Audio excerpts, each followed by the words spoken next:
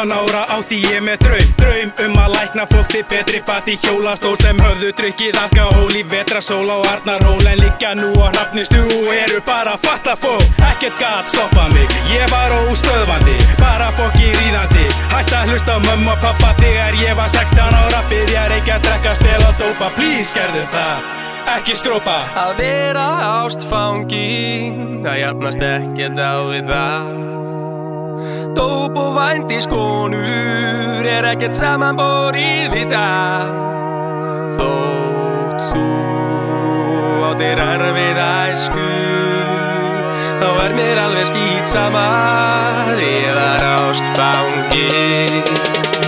Ástin, hún var svo rosaleg. Mistök mín voru klaufaleg. Þetta nagaði mig að innan. Ástin mín, þú gerðir mig óástinna. Þú mín, svaka mín, ekkert grín, kynþokkin afturskín. Hætti þessu, ég var 30 ára þegar pabbi fór frá mér. Mömmu, Sindra, bróðir og Randver. Ég tók á mig allt meðan mamma gat ekki einu sinni blanda þetta litla kakómalt. Hún var með tárin í augunum að gefa fokkin fiskunum þegar ég sagði ekki láta hann hafa áhrif á þig. Frekar hlustaðu bara á mig því að mamma, það svolítið sem að liggur mér á hjarta.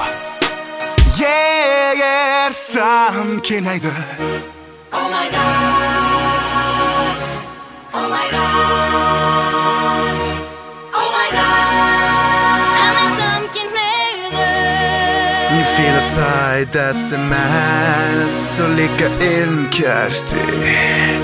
Ég bálskotin í